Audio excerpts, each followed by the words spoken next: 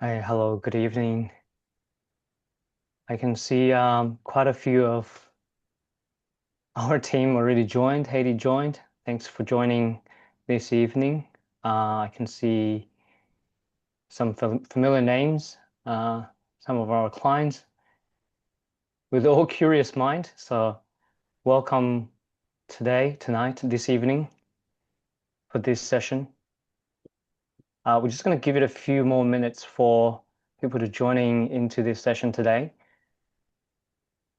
Just a really quick introduction of myself, William, and also why we're doing this. So as you can see, we're doing Shane Wells Talk. We're trying to do that on a monthly basis on hot topics everyone that's interested about, and trying to share our practical experiences and throughout the when we're handling with the client cases, and also answering questions that people have in their mind and wanting to seek professional answers. We're here to address this.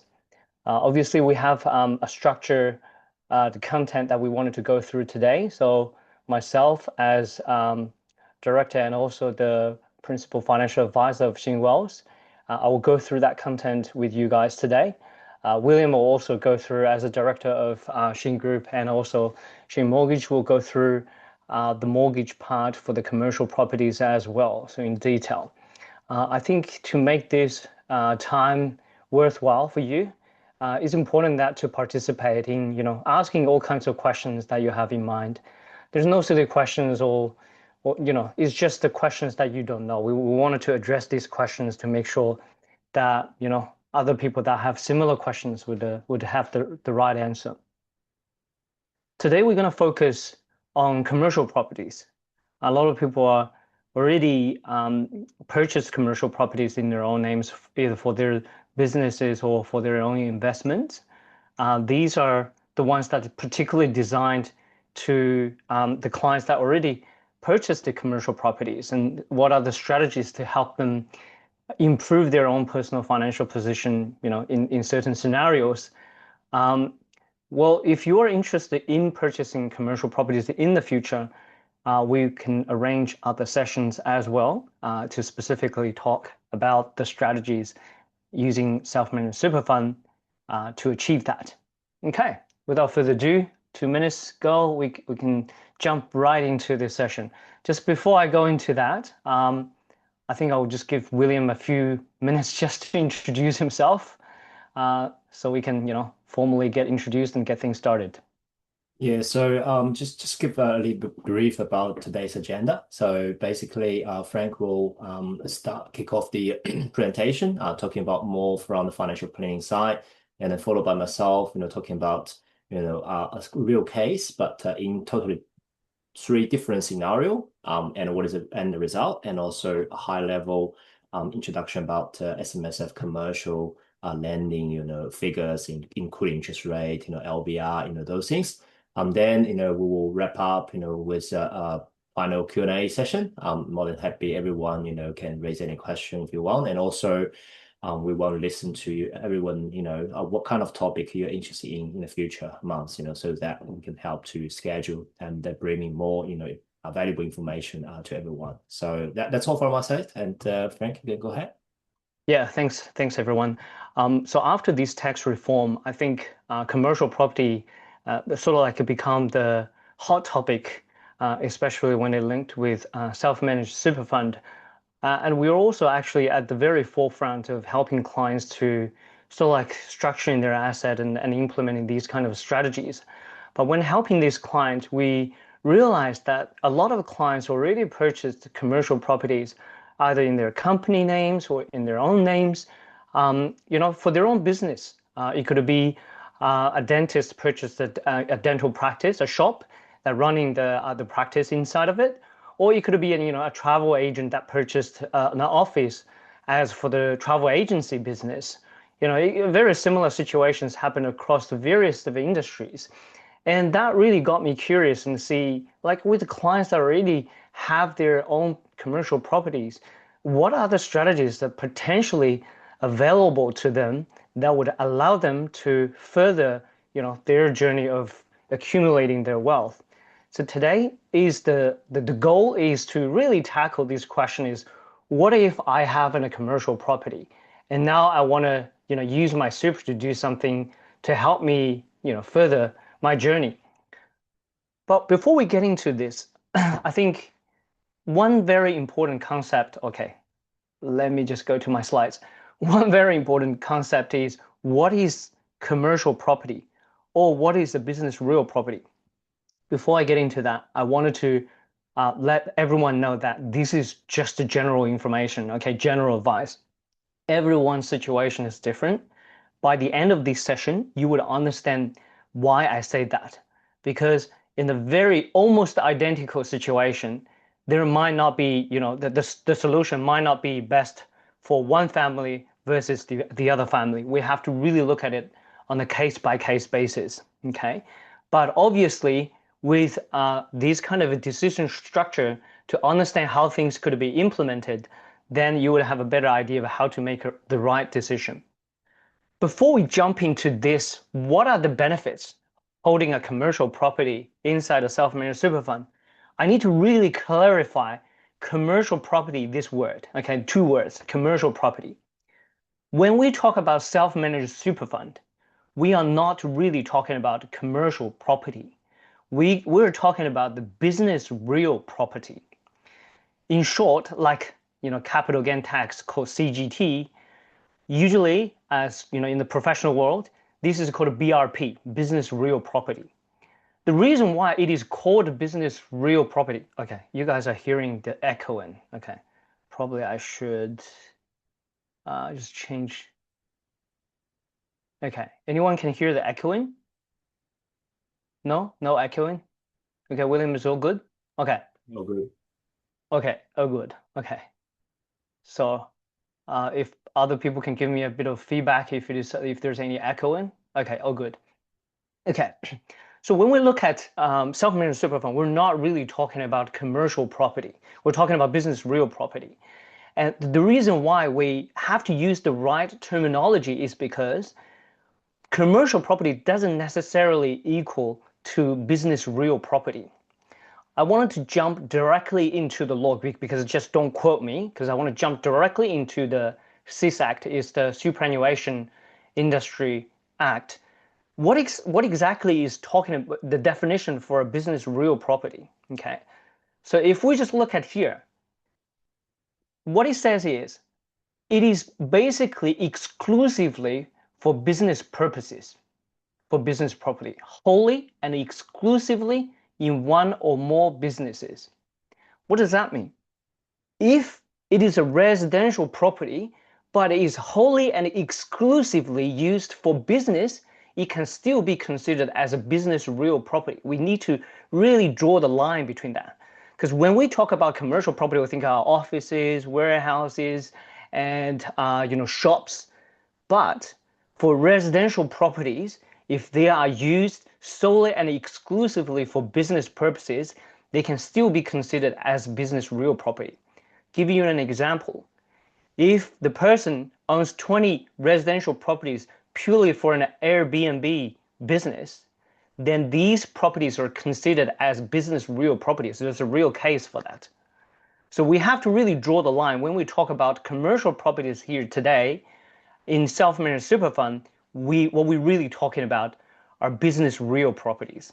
Okay, so that's the first very important concept everyone needs to have. So what are the benefits to hold commercial properties inside super fund? Be honest, there are tons of benefits, but equally there are tons of drawbacks, disadvantages. We can talk about this in detail in another session. I can do it for 2 hours, no problem. But let's just briefly touch on the benefits. First is wealth protection. A lot of people may not know when it gets to the situation of bankruptcy, whatever that is protected inside your superannuation cannot be touched. But obviously, you're not transferring asset into superannuation fund for the purpose of shielding these assets from people are collecting debt from you. It was designed initially to protect your asset, then it can actually help you in these kind of extreme situations. We have seen, especially in the COVID times, when business, small business are failing and they realize probably the best way is for me to declare bankruptcy. And in a situation like this, their business might fail. For example, let's just say this is a news agency, and there's no one coming to the news agency to do anything, and the business failed and they declare bankruptcy, but their commercial shops are actually owned by the self-managed super fund, then even though the business is gone, the assets are actually protected inside the self-managed super fund. So wealth protection is one very important thing a lot of people overlooked before these kind of situation hit, for example, like COVID. So it really helped you to do that. Also, it has the tax efficiency. If you purchase a commercial property in your own name, like you running your business with that commercial property, there's always a decision you have to make how much rent you have to pay for running business inside that commercial property. Either you pay no rent, you have to, or you pay excessive amount of rent. So you do that based on what the accountant tells you, right? So whatever that achieves the best tax outcome. But inside self-managed super fund, everything is running on a commercial terms. And whatever the rent you pay to your super accumulated inside your super, and if you need to pay tax, only 15% flat. As well as if you wanted to sell it in the future, it only attracts 10% capital gain tax before your retirement, and after retirement, likely you will get 0% tax.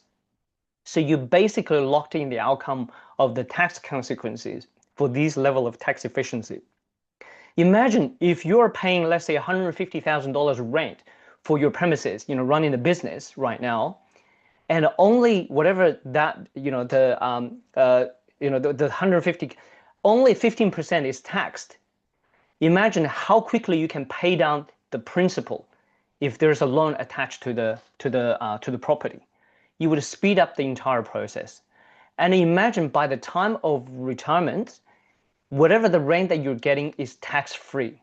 That would speed up the entire wealth accumulation process. So think about this. Tax is basically the weight that you carried on your shoulder.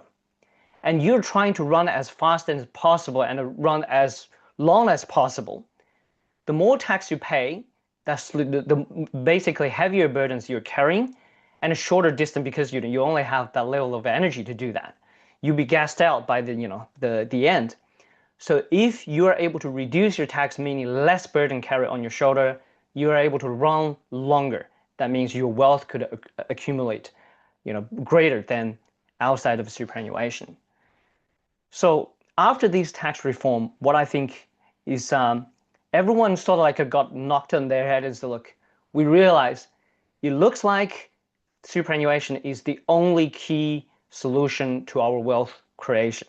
Family trust, bucket companies, they're all gone. All these kind of fancy strategies are basically down the track. We're down the sink, not really down the track. We really can't do anything about it.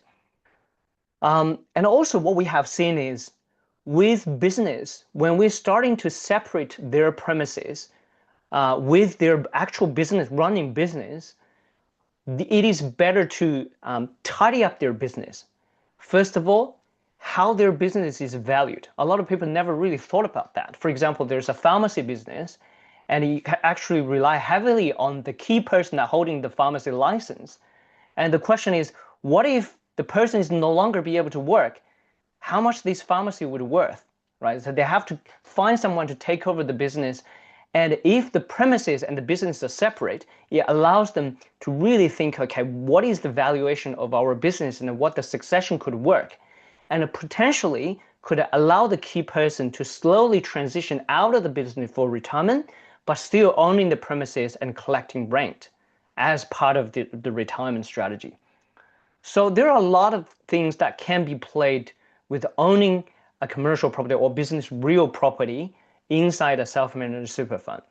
But at the same time, there are a lot of issues as well. So hopefully we will have some time to touch on that.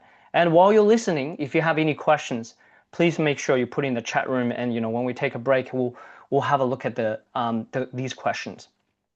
So now the question is, it comes down to how can let's say we know all the benefits, and I have a commercial property, let's say a corner shop that in my name, and we're just running a bakery business inside of it.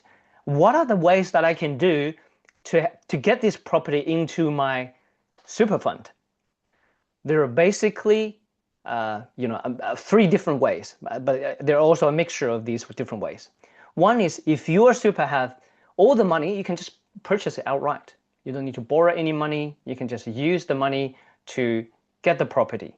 And the benefit of that is you instantly changed your superannuation money, the cash, with brick and mortar, right? So you have, let's say the property is valued for $1 million, and all in a sudden, previously you only had $1 million bricks, and now you have $1 million cash. That allows you, freed you with the cash to do a whole lot of other things. You might want us to say, look, I want to get another investment commercial property with a lease stock on it, and for $2 million. That significantly boosted your commercial property portfolio, or property portfolio, or allows you to get back into residential property investing if you want to. But some people might not have $1 million sitting there for their business. There's a different way, is you contribute this shop into your superannuation and entirely. But the problem with that is there's always a cap of how much you can contribute. For example, after-tax contribution is only $130,000, as you may know, for this year, and you can trigger 3 years. In 1 year, in one particular year, that's $390,000. With 2%, you are able to trigger about close to 800K, and with some extra, concessional contribution, before tax contribution, you might be able to push a little bit over 800. So if the commercial property is relatively low value, let's say $500,000, you can do that just as a contribution, one-off coming into it. The problem with that is once you contribute it into the super fund, you don't get any cash out. So you have one less asset in your own name. In that kind of situation, how that's going to benefit you, we really have to weigh the pros and cons. Now, the third option really is we can, just as a normal purchase, say you have $1 million property and then just purchase it with a loan from the bank. Or we can have a contribution and also a loan from the bank, the mixed of this. Probably it's a bit hard to just to talk with these words, and I wanted to show you some a case that we can have some numbers to play around.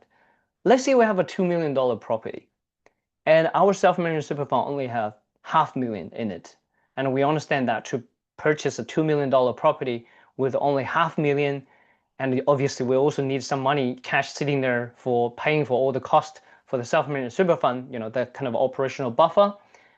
We're going to have to figure out the right way to acquire this commercial property into a self-managed super fund.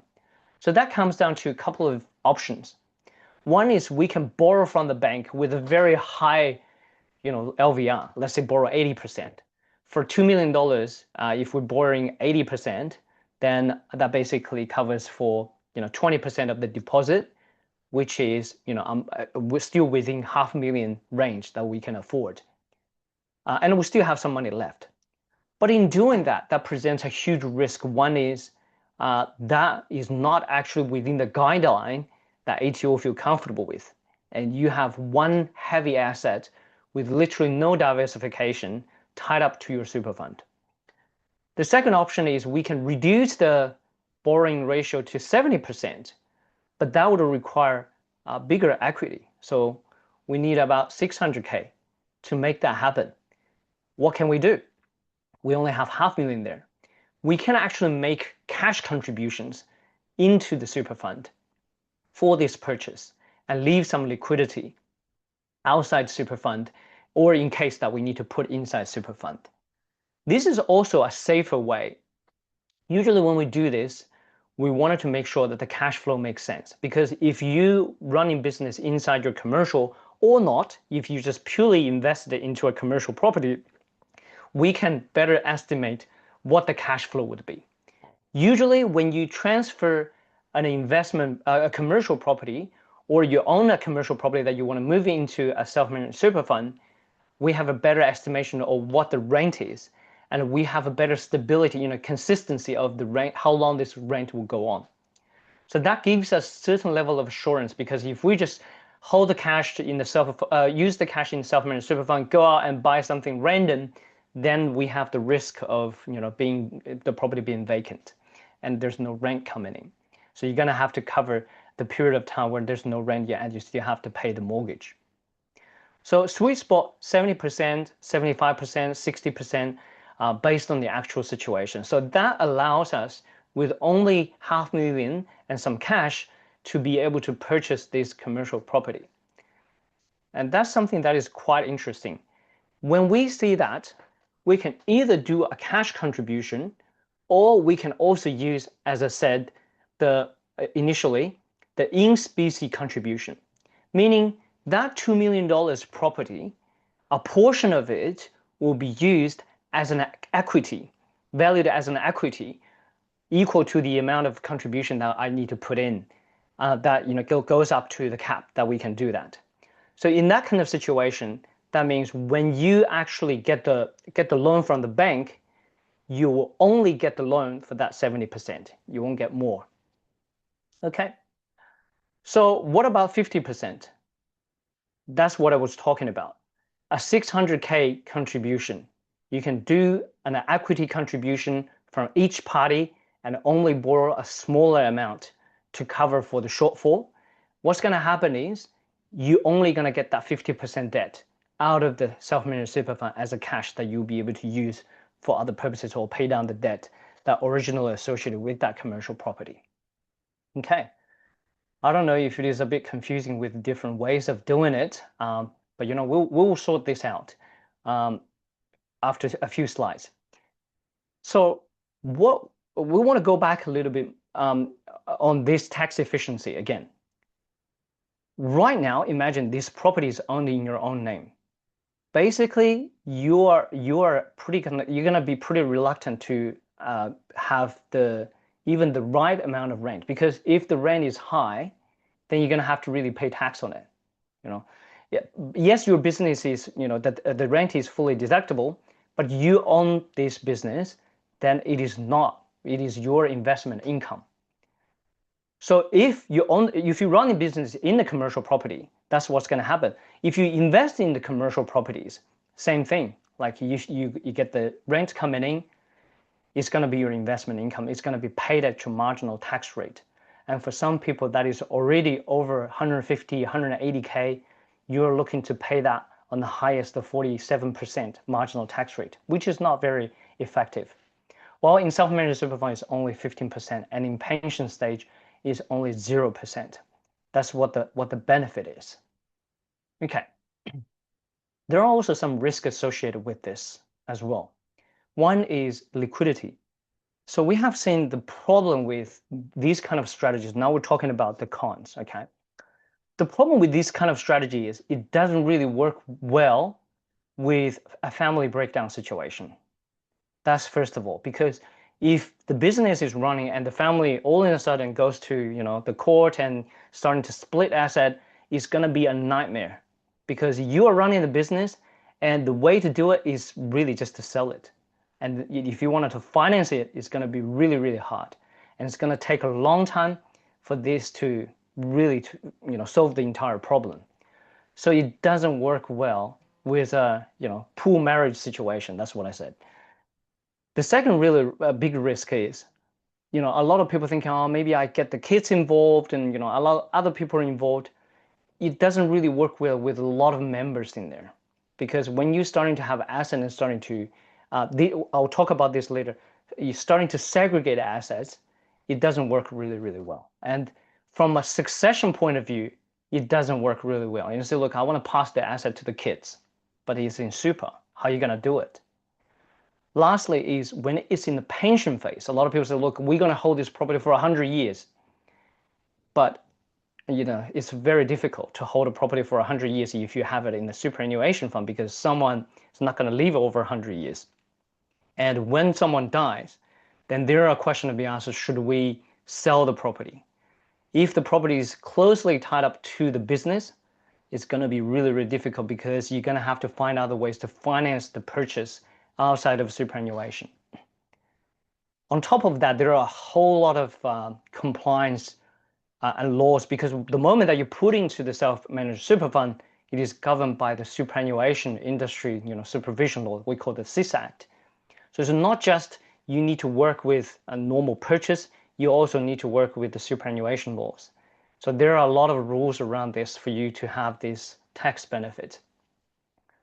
We have seen situations getting more complicated when someone says, look, I want to sell my property to my self-managed super fund, while I wanted to have my company to lend the money to the super to purchase this. It can get even more complicated, because if we're not doing things carefully and documented right, then there could be, we call it the 45% tax, is non-arm's length income or expenses that happened, and that would breach the self-managed super fund compliance and all the regulations. You're going to either get fined or you're going to get paid a higher tax rate, which is not really worth making that kind of mistake. So as I said, if we wanted to have this asset passed on to the next generation, we're going to have to prepare it at the time of transfer. So a lot of people are saying, I just want to use the self-managed super fund to buy a property. This is exactly the time you need to have the risk control. The risk control is, what if you die? What's going to happen? You have to ask that kind of question. Who's going to get the asset? What's going to happen to the asset? And how we can make sure that would go exactly as that, and how long that's going to take for all of this to happen. So usually when client comes to us, we really have to talk about this to help people understand, okay, this is going to be the consequence if we're not doing it right. So as I said, yes, there are a whole lot of benefits in doing it when the situation is right. But if we're not really get all the stuff ticked off and making sure we consider all the possible, negative outcomes, then it could be a very big nightmare for people that are doing that. When we look at the in-specie transfer, a lot of people first heard about that and said, look, oh, that's convenient. I don't really need to have 300K cash to put into super and then use that cash to purchase the property and then get the cash release out of super. We don't need to do that. But if you do in-specie transfers, you need to understand, if you're running a business inside this commercial property for 15 years, you might qualify for a small business capital gain discount, capital gain tax concessions, which means effectively you don't need to pay capital gain tax. And that's actually a better tax outcome comparing to move the asset into a self-managed super fund. We have seen over and over again that people running business move the asset into a self-managed super fund where they lost their capital gain tax concessions. Because when accountants even get into the capital gain tax concessions, they're not so sure. They need to seek professional advice from specialized accountant as well to make sure that the client can get that. So it's not like a very easy, sort of like a question and answer that can be easily determined. And also with acquiring this structure is very, very tricky. A lot of people are saying, look, the benefit of transferring the asset or selling the asset into a self-managed super fund is I don't need to pay tax stamp duty again. This is very commonly talked in the past and say, oh, only $500 for the transfer, and basically the stamp duty is exempt, or transfer duty is exempt in New South Wales, but nowadays it's $750. How does that actually work? That's very, very tricky. So I just want to quickly share the Duties Act in New South Wales. So there's a whole lot of words, and to be honest, I really hate this, the UI that they, basically no UI for displaying this text. It just hurts my eyes. But let me just quickly explain it to you how this works. If you wanted to get an exemption for stamp duty and only pay $750, what that means is if your property is owned solely by yourself, or you and your partner, that's fine. If it is owned by a company, that's also fine. But if it is owned by a family trust, forget about it. Okay, there's not going to be any transfer duty exemption for you.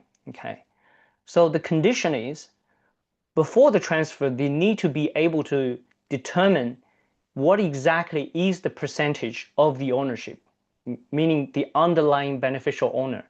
If you own this property outright, 100% ownership, and when you transfer to a self-managed super fund, ideally that fund is only you as one member 100% owning it, then there's no problem at all. You can get the exemption. But let's put in another scenario. If the property is owned by you and your wife 50-50, when you transfer into the fund, then that's going to be a problem. First of all, we need to have a look at the self-managed super fund. What are the members? So if you have you, your wife, your parents, your kids, 6 people in the fund, then these kind of transfer needs to be done with an amendment on your trustee, the self-managed super fund trustee, to allow specific segregation of the asset that moved into your super fund to be able to have this kind of benefit. So what that means is inside the super fund, there's a specific rule says we're going to take this property inside this super fund, but this property is only 50-50 to you and your partner. So any other member will have no touch on this asset. So it has to be accounted, from accounting perspective, it has to be accounted separately, and you cannot be merged with any asset inside your self-managed super fund to be able to benefit this specific exemption. Okay. So we use the word transfer and sell to our super fund, but they're basically the same thing. When you transfer or sell, it's just a matter of how you're going to finance this property inside the super fund. Because if you transfer with a cash or with a contribution, then you'll be limited on how much you can contribute. Then the rest would have to be a purchase. If you transfer with cash without contribution, then you're going to have to finance with a loan inside self-managed super fund. So then that is considered as a purchase. So in this kind of situation, transfer or sell are basically the same thing. You have to find way to finance this transaction. So this is in the practical terms how things happened in real life to have a commercial property, either you're running business or not as an investment, moved into a self-managed super fund. So what can we do to make sure we have a smooth ride from the entire process? What we're trying to do is we wanted to use, building a house as an analogy. You really have to do a lot of research and analysis and basically pulling all the teams together for you. So when we seeing situations like this and the client wanted to go ahead, we'll say, look, we need to get you to sit down with the solicitor, the accountant, and us to understand the timeline and how these things works. At what time, what other specialists needs to come in? We need to get you to get assessed by the mortgage broker to see if you have the capacity to lend. Was there any specific contribution strategy that needs to be made? Contribution needs to be made to help you achieve that level of borrowing. A lot of preparation needs to be done before we actually get into the actual implementation. That is the right way to avoid any kinds of mistakes. So we have seen a lot of people doing this only with their accountant, with limited understanding of how this works, and then comes back with a whole lot of issues that they didn't consider in the first place. We also have seen situations where the accountants are not really comfortable doing this, but because it's their clients, they have to take on and then help sort of like connecting with solicitors without much of an experience handling self-managed super fund transactions, and they eventually get it wrong, done wrong. So when you starting to think about this is probably once or twice in your lifetime you have to really get it done properly. Okay, everything needs to be documented, needs to be stored, and also you need to look at from a business perspective, because we haven't actually sit down talking about your future business plan and wealth creation plan. Once you separate your premises from your business, actually operating business, how are you going to manage your cash flow? How's the business grow and what the succession plans are? Or if it is your investment and all of a sudden your super fund is holding this investment and you have a lot of cash now in your hand, what can you do next? What is your wealth creation plan after this? And do you have any level of diversification and how you manage your risk? I have to say, if I give it a 0 to 10, 10 being the hardest, this is probably sitting at 9.5 level of difficulty. to get it done right. So we have to really pay attention to every detail to make sure it is working. Okay, I think I got the time pretty okay. Okay, so I can see some questions that are coming up. All right, we will address these. We will address these questions shortly. Okay, I'll hand over the presentation to to William to go through some of the borrowing strategies.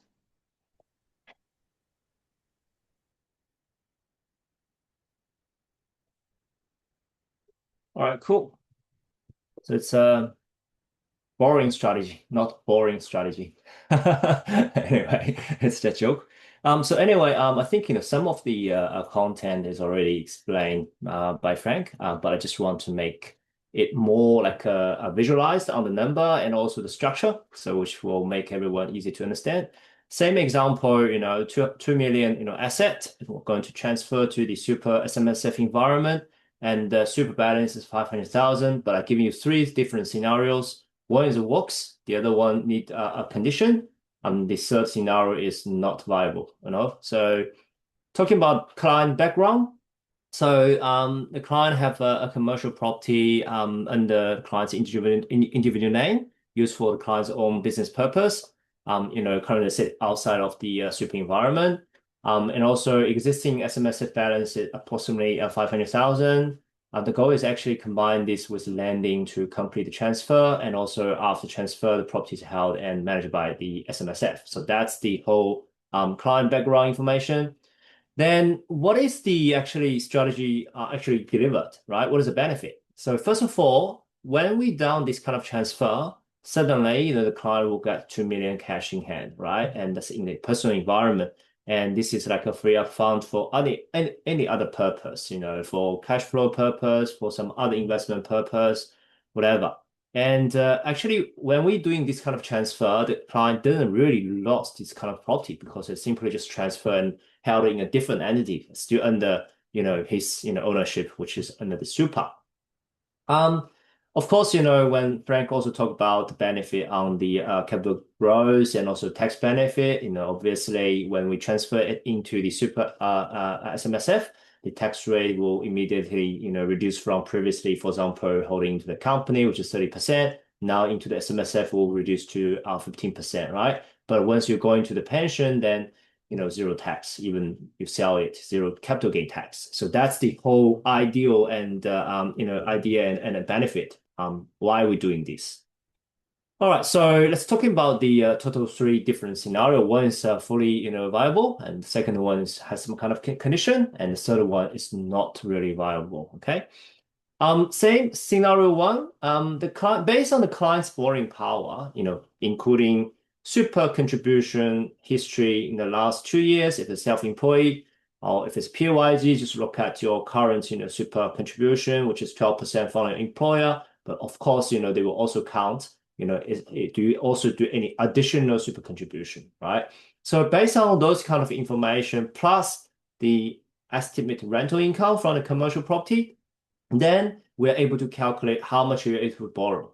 So from the lending policy perspective, for even commercial property, the lender will allow you to borrow up to 80% LVR. But anyway, from the financial planning perspective, it's not, safe, it's a balanced, figure. Usually we'll consider as a 60 to 70%, that kind of range. So for this scenario, the client's borrowing power is good enough. They can borrow, more than 1.6 million, but because of the LVR restrictions, they can get 1.6 million out of that valuation price, which is 2 million. Plus, they have plenty of super balance, which is 500,000, which make all the available fund together is 2.1. So which may able to the client doing the whole transfer or sell into the SMSF. So that's the scenario one. And we go to the scenario two. For this client, for some reason the borrowing power is not good enough. That's why he's only able to borrow up to 70%, 1.4 million. So plus 500,000, then the total available fund is only 1.9, right? So there's a gap between 2 million and 1.9, which is about 100,000, but also consider at, even like a $750, stamp duty and other, legal costs, and also application fee, settlement fee, valuation fee, altogether, that's a gap. Could be like 120,000 or 140,000. So where is those 140,000, from? So this is called, in-specie transfer, right? Because everyone from this financial year, they can do annual contribution up to 32,500 in each individual member. And also, they can do like a non-concessional contribution, 130,000 each member each year. And also they're able to do a carry forward, 3 years, a lump sum, non-concessional contribution. So that's why, this 120,000 gap is within that kind of range, right? If they want to do additional contribution or, a non-concessional one. So that's why they don't have to do that. It will consider the equity automatically, in-specie transfer to the SMSF. Consider that as your, non-concessional contribution or part of your concessional contribution. So that's why I make this scenario 2 is also viable. So this is scenario 2. Then if you go to a scenario 3, this is a bad scenario, which means, we can't really do this kind of solution for the client. What does that mean is, for example, because of income or contribution history is not that good, that's why the servicing is a limit.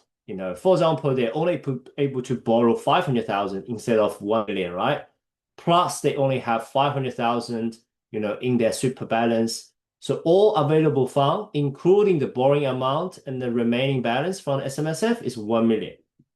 So in this case, there could be a million or maybe 1,100,000, gap, or 1 million, 20,000 gap. And this gap is not able to be achieved by a true member, even, allow them to doing carry forward 3 years non-concessional contribution, which is 130,000 times 6, right? So this is not achievable, plus, the current year's concessional contribution.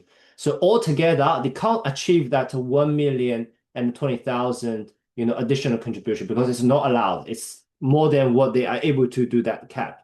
So that's why this scenario is failed. So we do see this kind of situation in the past, right? So as a summary, first of all, when we're talking about, the solution for implement this strategy, we need to identify whether there's a benefit from the financial planning perspective.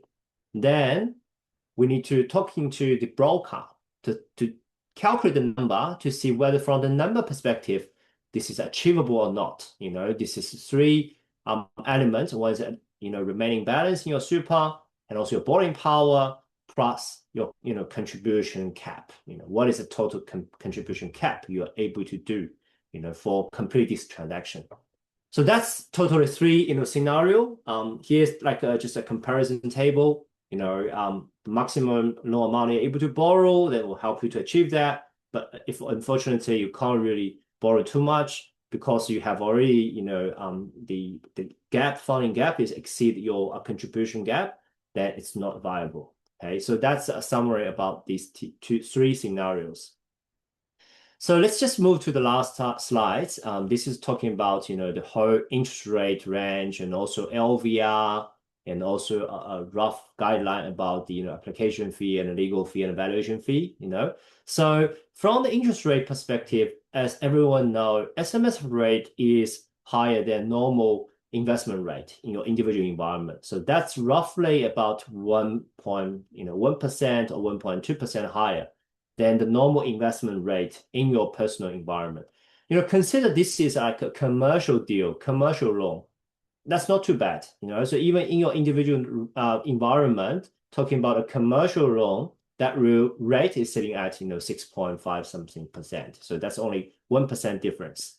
And the good side is, even in the SMSF environment, right, they are able to giving you up to 80% LVR borrowing, a limit. Of course, subject to your borrowing power. And also in SMSF, very similar to individual environment, the lower LVR, you'll get cheaper rate. So for example, if it's going to 60% LVR, then the rate is the lowest, 7.49. But if you're going up to 80% LVR, then the rate goes higher to 7.769. So that's kind of a definition. So as a result, if you borrow 60% LVR, then you need to have like a 40% contribution plus additional fund to cover stamp duty cost, application fee, legal valuation, those things. But if you borrow like 80% LVR, then roughly 20% plus those kind of additional costs. And also, as for the application fee, of course, that's kind of total amount, including an application fee. Usually it's like a few hundred plus, some kind of legal fee and valuation fee depends on your property type. And also, of course, you need to pay some kind of professional fee, including like a financial planning advice fee or accounting services fee. But of course, we don't charge broker fee. The lender will pay us commission. So that's about the lending environment figures about regarding to the commercial SMSF environment. Okay, so I mean this is really a complicated a strategy as Frank mentioned 9.5 out of 10 and we do have success story in the past and lending part we can fully charge and giving you advice and a financial planning part Frank can help you with that. Okay, so I think that's all from my end, and I will probably pass back to Frank, and then we can move to the Q&A session. Thanks, William. I think William really helped to illustrate the three different options that I previously shared.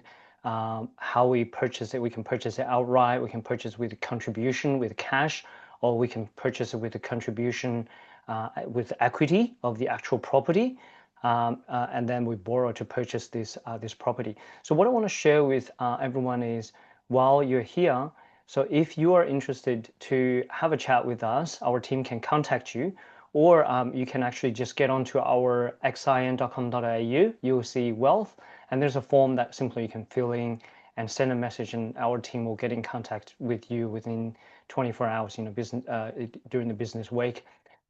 So you will also get a recording of this session as well. So if you're interested to further explore these possibilities, we can definitely help you achieve that. So just going back to these questions, some of the Q&As, I think some are related to the topic that we talk about today, and some are not directly related, but hopefully that I can give you some insight in terms of how I think of these kind of questions. Okay, so we have in the chat talking about yeah, it's very interesting when the PM mentioned the superannuation as a national asset. Basically, what the background was, the Prime Minister was saying, all these super fund, trillions of dollars, why not use the fund to purchase some corporate debts? So as we can imagine, for example, like if we buy Commonwealth Bank debts, and that would allow them to, develop or open more branches. So when we starting to purchase corporate debts, it allows the corporate to use the money to further expand their businesses, which I think is actually pretty good for overall economic development, because for businesses to obtain relatively cheap financing is actually not that easy. But in saying that is a national asset, I think that is a bit of a misleading. What we have seen is after the tax reform, a lot of people are actually starting to have their own self-managed super fund. It has its benefits, but I think what they really concern is they don't want their money being used by the industry funds, these so-called union leaders, to invest into things that they don't even understand. They can just go and buy shares that they want or buy properties that they want. So this has been the trend, and especially picked up quickly after the tax reform. I think this is going to continue to be the trend going forward. People wanted to have more control of their assets. When the technology is becoming more mature, the cost of running the funds is going to get lower. So this is the trend that we have seen happening. But at the same time, self-managed super fund is a pooled money. You pool everyone's money into one fund. It works really, really bad with a relationship breakdown. So if there are potential risks in there, I think you have to think twice. Secondly is it has these kind of central control test where if you eventually might not be in Australia as a tax resident, it doesn't work well with a self-managed super fund. You have to really prepare when that situation happens. Another question talk about the apartments, right? So this is not directly related to commercial properties and property investment. There are different strategies I can share, but I don't think we have enough time about this. So if you're interested, we can run another specific session about this in the future month. Another question is, we have three joint owners. These three joint owners is usually the first red flag in my head when talking about commercial properties, because if they all me and my wife were owning the property, then that's okay. But three, then who's the third one? Is your dad, is your mom, is your brother, or is your business associate or your business partner? Who is the third person? That is very, very important question. Or is your child? Because I can tell you, if we move this property, yes, we can do that, but if we move this property into this fund, and for example, if your parents needs to retire, you're going to be treated differently. So you're going to have to really plan for your parents' retirement. If you're kids, then you're going to have to prepare. If there's going to be marriage breakdown, then that portion needs to be splitted. Is it going to be worth the trouble? What is the wealth accumulation strategy once you moved in there? So there's a whole lot of things that needs to be considered before we pull the trigger. And I don't think a lot of people are actually doing that.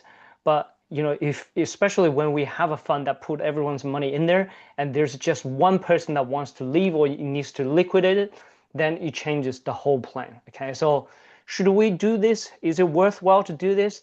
I'm purely just looking at maybe a piece of a million, pieces of puzzles. So I don't know. I can't really give you the answer for that. But there are, a couple of things just purely based on the question that you asked, and I think is worth considering. A client purchased a residential property. Yes, that's very interesting. So a client purchased a residential property with 80% borrowing, and the Bear Trust says 70%. So first of all, I don't think the Bear Trust would say 70%. It's usually the self-managed super fund trustee says there are certain rules around how you can invest and what percentage you can invest. So that is usually the first mistake people make, is they just use a very generic template. But be honest, with different law firms, they have different templates. They have different guidelines. So if the member is purposefully violate the guidelines, not saying that's going to be a breach, but they have to really mitigate how this issue is addressed. Are there meeting minutes addressed on this? So look, we have 10% as an offset in there. It's just for the convenience of the fund. We have discussed, we understand this is a guideline. So if it is a guideline, it is not a set rules. But if you said it cannot be more than 70%, this is not a recommended ratio. It is a must. That it is a breach of the trustee, and you would attract penalties. That's the reason why the trustee needs to be reviewed first. They need to have a meeting to amend the trustee before they make the purchase. And so same with commercial properties, especially if you want to have the exemption, you need to review the trust. You need to review the trustee to say what are the rules for segregation of assets. And if there are no segregation of assets, and say, look, if we're gonna accept commercial property or business real properties in this particular portion, the fund is allowing for segregation of these specific assets for the member that is in the same ratio as the underlying beneficial owner. So it needs to have a wording specifically saying not just what I just said, but something aligned with that. Okay, so that's something that needs to be considered. So people ask about storage units for a very low price, for like 350, 400. Be honest, I can share my own personal opinion. I would never recommend anyone invest into any business real properties below $1 million, even $2 million, because for storage units, I can even see agents selling it with a guaranteed rent. It is a huge risk. And I have to be very clear on that. We will not take on any clients that are doing this kind of investment, because we think there's no way that the clients actually be beneficial in doing that. There might be good businesses, but there are a whole lot of bad businesses, and the ratio we cannot control how the things is gonna work out. So office space usually in self-managed super fund, when we consider purchasing a business real property or transferring into a self-managed super fund, there's a huge consideration is with the GST. So that 10% GST. So if it is not an ongoing concern, which means if there's a fixed lease, that is attached to the business to the property, and the tenants are continue to pay for it, then there's no GST. There's no that 10% you need to pay. Imagine if it is a $2 million, with a GST you need to pay 2.2, right? But without GST, you're only paying $2 million. That's going to be a 200K difference that you are making, especially when the size is big. Okay, so we have to be really careful when we purchase an office space or storage units or whatever that is, a warehouse. Is there a lease attached to it? Generally, we want client to purchase something that's already the lease attached to it, and we wanted to examine the lease. Okay, everything has to be done on the commercial terms. Uh, okay. Okay, any other questions? Let me have a look at the question and answers. Commercial warehouse is in a family trust. You can transfer, you cannot transfer, you can sell your commercial warehouse in a family trust to your super fund, but you will need to, you will not have the stamp duty exemption. So unless that's something that you wanted to do, we don't see a lot of people transferring, commercial real estate from family trust to a super fund because it's just not worth it. The cost will be very high for the transaction. So you basically have about like 5% gone just by doing this transaction, and you might need to pay capital gain tax immediately on that. So I don't think that's going to be a good deal for this. Some questions around like specific properties, like in specific location for specific price. I won't be able to answer these kind of questions because it's too specific. We're purely just talking about overall strategies, even though I have clearly expressed my opinion on some of these low value storage units. I think that's going to be the next bomb is going to explode, and you're going to see that on the news for these kind of issues that are happening. Is there any other questions? Let's have a look. I think that pretty much covers all of it. I think, yeah, we managed the time pretty well. I will give additional information regarding to the storage unit, or the very special office purchase in the SMSF. So I'll give you like two background information. So first of all, so for those like a storage unit, even like in the now SMSF environment, we recently have a case and really tough. We can't really find any non-bank lender, not talking about major banks, we can't really even find any non-bank lender can taking up storage unit as a security and getting the kind of a lending the solution down. But luckily at the last minute we found one, and it's a real rare case. So this is something not fun, and it will cause a lot of trouble, for including yourself and the mortgage broker, and to find a solution. And if, for example, that's only one lender can accept it and no longer accept next year, everyone will be in trouble, and most of the chance those storage units like to purchase from off the plane, So you purchase today may have only one lender have the solution. When you settled, probably none of them is doing this. So this is all kind of combining the risk behind. Yeah. The other one is under the SMSF, right?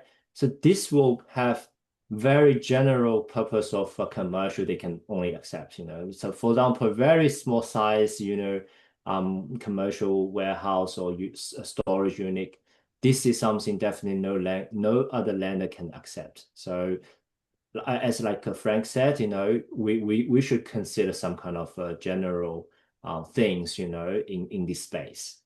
So I'm talking about, typical commercial property, what kind of them, that the lender will accept, that including like a commercial, industrial, and also retail, right? And also office. This is the other things that they can take. And also like medical, dental, suite, even service apartment, some case they can take childcare center, retirement unit. So these are the type of commercial or real business, real property they can lend, the SMSF lender will take. So this will be very careful. If you have like a specific warehouse or what I've kind of things in your mind, you can contact us, our team, and our team will walk you through to identify, whether this security is acceptable by any kind of SMSF lender or not. So those are the things we can work on offline. Yeah. So we're not going to comment on specific warehouses or shops or a certain value. So what we have, what we can just only share with the clients that we helped. So generally, we have seen that quite successful commercial properties, range from $1.5 million to $3 million. But usually with a self-managed super fund, there is always an upper limit how much you can borrow. I think William can share more in the future. But often we see that sitting between $2 to $3 million for a two-member fund, that's pretty much stretched to the extreme that they're able to borrow. So if you are considering purchasing any kind of commercial warehouses or any kind of properties, we're not here to give advice. That's usually from a specialized buyer agent or real estate agent that in that specific space to give you that kind of advice. They will run you through the strategies and the pros and cons of owning that asset. What we do is once that meeting happened, we can see if that aligns with the actual implementation. Can we actually do it? And also, is that aligning with your overall wealth creation strategy? So if there are things, for example, like cash flow doesn't make sense, tax doesn't make sense, that we will point it out, and then we need to make changes to what the recommendations are from these agents. So that's sort of like our role in the whole picture. So if you wanted to have a chat with the business, because I can see one of the question is, do you have a good self-managed super fund accountants? Yes, absolutely. We work with over 20 accountant firms in Sydney. We have partner relationships with them. We can accommodate. We can refer clients for various clients with different accountants specialized in different areas. We can certainly help you. Contact us. We will be able to give you a bit more information. That's what I think would be an important first step to get started. Let's have a look. Any last questions, family? To that one is off the plane warehouse, no lease attached will be able to, accept by the lender. So Hmm. this is like a lending solution part of question. I'm more than happy to clarify that. Yeah. So in the SMSF environment, we are like doing the servicing based on three factors, as I mentioned before. One is your super contribution. One is your super balance. The other one is the rental income. And talking about the rental income, it doesn't have to be currently under lease or any kind of arrangement. It's based on the valuation result. So basically, every commercial SMSF application, they need to arrange a separate, independent valuation company to doing the valuation. And from the valuation report, they will giving you the estimated rental income, and that rental income will be used for the servicing. So that's in the SMSF environment. Talking about the same situation in a personal environment, it depends. So for example, if you are able to servicing for a full doc, which means a full serviceability, including your income, all the liability, everything, you're able to servicing that. In that situation, if the current property is not under any kind of a lease, then we're still able to using the rental estimation from the valuation report. But however, if you rely on a lease doc application, purely just based on the current lease rental income to get the loan amount without looking at your personal income as a liability, that situation answer is no, because you don't have current lease in hand. Okay, so that's kind of a general broker or lending solution answers. That's great. I think just to end this with one thing, I think I forgot to add in why people wanted to move, business real properties into self-managed super fund. We already talked about the tax.